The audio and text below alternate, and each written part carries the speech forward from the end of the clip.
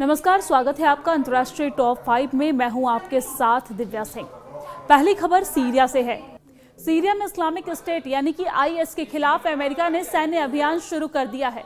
अमेरिकी सैनिकों और एक अमेरिकी नागरिकों की मौत के बाद ट्रंप प्रशासन ने बदले की कार्रवाई करते हुए शुक्रवार को सीरिया में आईएसआईएस के ठिकानों पर एयर स्ट्राइक कर दिया है।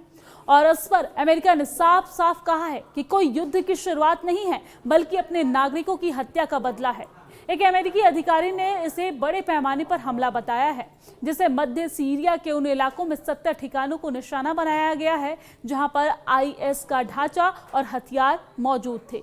एक अन्य अमेरिकी अधिकारियों ने यह कहा है कि अभी और भी हमले होने की उम्मीद जताई जा रही है। अधिकारियों ने बताया कि हमले में F-15 eagle jet, A-10 Thunderbolt ground attack विमान और AH-64 अपाचे हेलीकॉप्टर का इस्तेमाल किया गया है। एक अधिकारी ने बताया है कि जॉर्डन से F-16 लड़ाकू जेट और हिमर्स रॉकेट तोपखाने का भी इस्तेमाल इसमें किया गया है। दरअसल रक्षा सचिव पीट हेंगसेथ ने सोशल मीडिया पर कहा है कि ये किसी युद्ध की शुरुआत नहीं है, बल्कि प्रतिशोध की घोषणा है, यानी कि बदले की ये लड़ाई है। आपको जानकारी दे दें कि राष्ट्रपति ट्रंप के नेतृत्व में अमेरिका अपने लोगों की रक्षा करने में कभी संकोच नहीं करता है और कभी पीछे नहीं हटेगा। सीरियाई रेगिस्तान में हुई गोलीबारी के बाद राष्ट्रपति डोनाल्ड ट्रंप ने कड़ी जवाबी कार्रवाई करने का वादा किया था, जिसके बाद उन्होंने आईएस को दोषी ठहराया था और ये सैनिक उन सैकड़ों अमेरिकी सैनिकों में शामिल थे जिन्हें आतंकवादी समूह से लड़ रहे गठबंधन के हिस्से के रूप में पूर्वी सीरिया में तैनात किया गया था। ट्रंप ने सोशल मीडिया पर एक पोस्ट में कहा है कि ये हमले आईएस के गढ़ों को निशाना बना रहे थे। उन्होंने सीरियाई राष्ट्रपति अहमद अल शारा के प्रति अपना समर्थन दोहराया, जिसके बारे में उन्होंने कहा है कि वो आतंकवादी समूह को निशाना बनाने के अमेरिकी प्रयासों का पूरी तरीके से समर्थन कर रहे हैं। ट्रंप ने धमकी भी दी, जिसमें उन्होंने समूह को अमेरिकी कर्मियों पर दोबारा हमला न करने की चेतावनी दी है। दरअसल राष्ट्रपति ने आगे कहा है कि सभी आतंकवादी जो अमेरिकियों पर हमला करने की हिम्मत करते हैं, उन्हें चेतावनी दी जाती है कि यदि आप किसी भी तरह से अमेरिका पर हमला करते हैं या अमेरिकी पर हमला करते हैं या उसे धमकी देते हैं, तो आपको पहले से कहीं अधिक करारा जवाब मिलेगा। दरअसल ये हमला 1 साल पहले निरंकुश नेता बशर अहमद को सत्ता से हटाने के बाद से अमेरिका और सीरिया के बीच सुधरते संबंधों के लिए एक बड़ी परीक्षा थी। ट्रंप ने इस बात पर जोर दिया कि सीरिया अमेरिका के सैनिकों के साथ मिलकर लड़ रहा था। उन्होंने कहा कि अल शारा इस हमले से बेहद नाराज और परेशान है, जो ऐसे समय में हुआ है जब अमेरिकी सेना सीरियाई सुरक्षा बलों के साथ अपना सहयोग बढ़ा रही है। अमेरिकी हमलों के बाद सीरिया के विदेश मंत्रालय ने एक बयान में कहा है कि पिछले हफ्ते हुए हमले से आतंकवाद के सभी रूपों से निपटने के लिए अंतर्राष्ट्रीय सहयोग को मजबूत करने की तत्काल आवश्यकता उजागर होती है। उन्होंने कहा है कि सीरियाई आईएसआईएस से लड़ने और ये सुनिश्चित करने के लिए प्रतिबद्ध है कि सीरियाई धरती पर उसे कोई सुरक्षित ठिकाना न मिले और जहां भी वो खतरा पैदा करता है उसके खिलाफ सैन्य अभियान तेज करता रहेगा।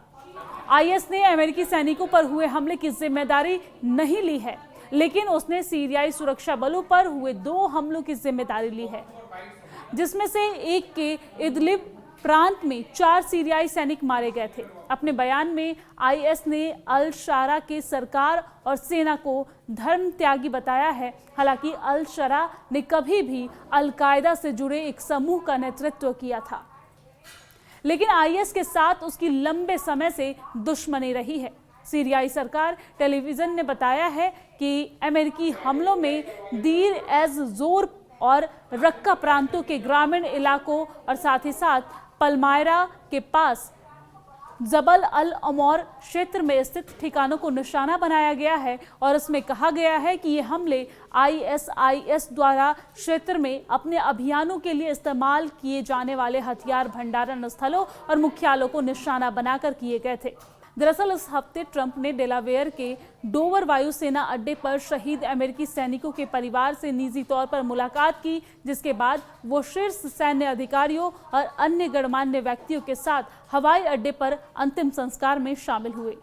गृह मंत्रालय के प्रवक्ता नूर अल दीन अल बाबा ने यह बताया है कि हमलावर 2 महीने पहले सीरिया के आंतरिक सुरक्षा बलों में बेस सुरक्षा गार्ड के रूप में शामिल हुआ था और हाल ही में आईएस से जुड़े होने के संदेह के कारण उसका तबादला कर दिया गया था। हमलावर अमेरिकी के सीरियाई सुरक्षा अधिकारियों की एक बैठक में घुस गया जो एक साथ दोपहर का भोजन कर रहे थे और सीरियाई गार्डों से झड़प के बाद उसने गोलीबारी शुरू कर दी। वही दूसरी खबर अमेरिका से है। अमेरिका के राष्ट्रपति डोनाल्ड ट्रंप ने अब डाइवर्सिटी इमिग्रेंट वीजा यानी कि डीवी प्रोग्राम, जिसे आमतौर पर ग्रीन कार्ड लॉटरी कहा जाता है, उस पर एक्शन लिया है। ट्रंप प्रशासन ने शुक्रवार को डाइवर्सिटी इमिग्रेंट वीजा कार्यक्रम पर तत्काल रोक लगाने का आदेश दिया है। ट्रंप ने यह फैसला हाल ही में ब्राउन यूनिवर्सिटी और साथ ही साथ MIT में हुई गोलीबार की घटनाओं के बाद लिया है। इन गोलीबारी में 3 लोगों की मौत हो गई और कई लोग घायल भी हुए। ये रोक अमेरिकी राष्ट्रपति डोनाल्ड ट्रंप के निर्देश के बाद लगाई गई है। ये निर्णय तब लिया गया है जब ये खुलासा हुआ कि कथित हमलावर यहाँ पर पुर्तगाल का नागरिक है जो डाइवर्सिटी वीजा योजना के तहत अमेरिका में दाखिल हुआ था, और इसी के बाद अब ये एक्शन लिया गया है। इससे पहले यात्रा प्रतिबंधों, वीजा जांच प्रक्रियाओं और H-1B, H-4, F, M और J कैटेगरी पर कड़ी निगरानी पहले से ही लागू किए जा चुके हैं। डीवी पर रोक लगाने की वजह ब्राउन यूनिवर्सिटी में हुई गोलीबारी की घटना है, जिसके लिए 48 साल के पुर्तगाली नागरिक को संदिग्ध रूप से पहचाना गया। अमेरिकी होमलैंड सिक्योरिटी विभाग ने डीवी पर रोक लगाने की जानकारी सोशल मीडिया हैंडल X पर शेयर की है। अमेरिकी होमलैंड सिक्योरिटी विभाग के सचिव क्रिस्टी नोएम ने पोस्ट में लिखा है कि वॉलेंटे 2017 में diversity lottery immigrate visa programme यानी कि DV1 के तहत अमेरिका में दाखिल हुआ था और उसे ग्रीन कार्ड दिया गया था। उन्होंने आगे कहा कि इस व्यक्ति को कभी भी हमारे देश में आने की अनुमति नहीं दी जानी चाहिए थी। 2017 में राष्ट्रपति ट्रंप ने इस कार्यक्रम को समाप्त करने के लिए संघर्ष किया था। राष्ट्रपति ट्रंप के निर्देश पर मैं तुरंत USCIS को DV1 कार्यक्रम पर रोक लगाने का आदेश दे रही हूं, ताकि इस विनाशकारी कार्यक्रम की वजह से किसी और अमेरिकी को नुकसान न पहुंचे। आपको जानकारी दे दें कि नेफ्स वॉलेंटे पर ब्राउन यूनिवर्सिटी में 2 छात्रों और MIT के एक प्रोफेसर की हत्या का संदेह है, जबकि 9 अन्य लोग इस हमले में घायल हुए।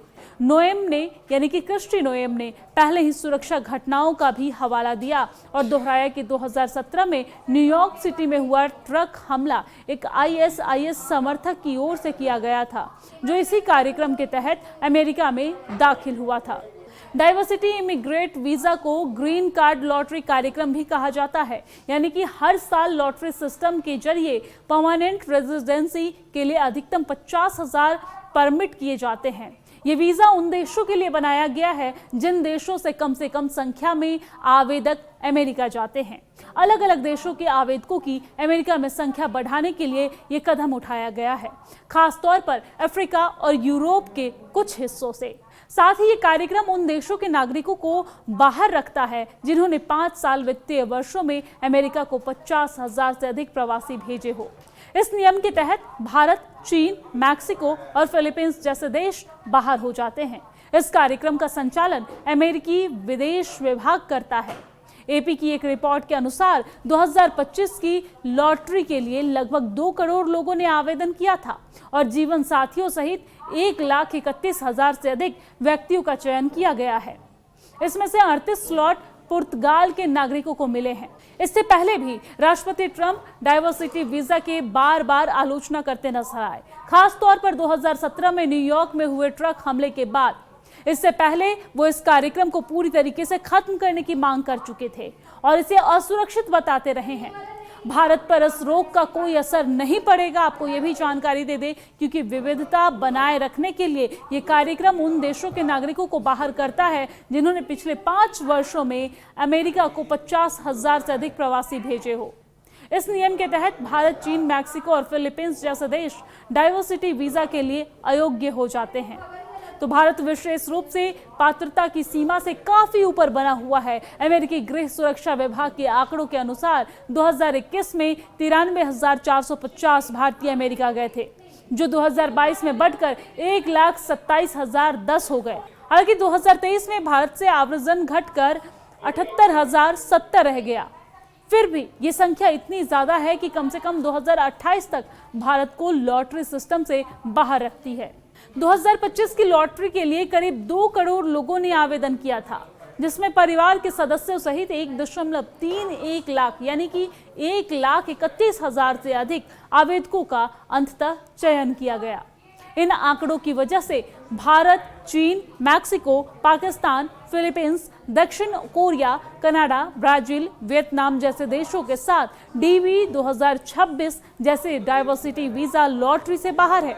चूंकि भारत पहले से ही 2028 तक प्रतिबंधित है, इसलिए मौजूदा निलंबन से भारत आवेदकों की स्थिति में कोई बदलाव नहीं आएगा। हालांकि डीवी पर रोक का भारत पर सीधा असर नहीं है, लेकिन ट्रंप प्रशासन के अन्य सख्त कदम, खासतौर पर H-1B और H-4 आवेदकों पर बढ़ी हुई जांच और प्रतिबंध भारतीय प्रवासियों को अप्रत्यक्ष रूप से प्रभावित कर सकते हैं।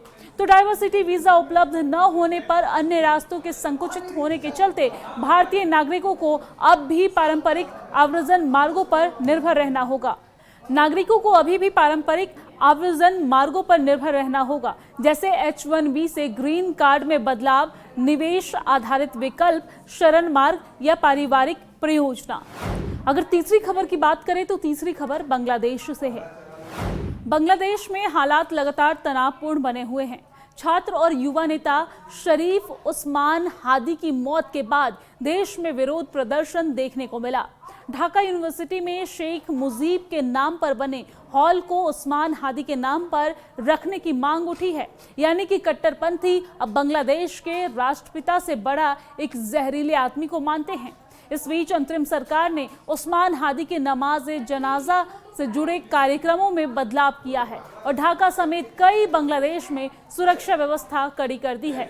सरकार ने हिंसा की घटनाओं की कड़ी शब्दों में निंदा करते हुए साफ कहा है कि कानून हाथ में लेने वालों को बख्शा नहीं जाएगा। अंतरिम सरकार के मुख्य सलाहकार मोहम्मद यूनुस के नेतृत्व में प्रशासन ने हादी की जनाजे की नमाज के समय में बदलाव की घोषणा की है। सरकार की ओर से एक्स पर जारी पोस्ट में कहा गया है कि शहीद उस्मान हादी की जनाजे की नमाज ढाका के जातीय संसद भवन में साउथ प्लाजा में होगी।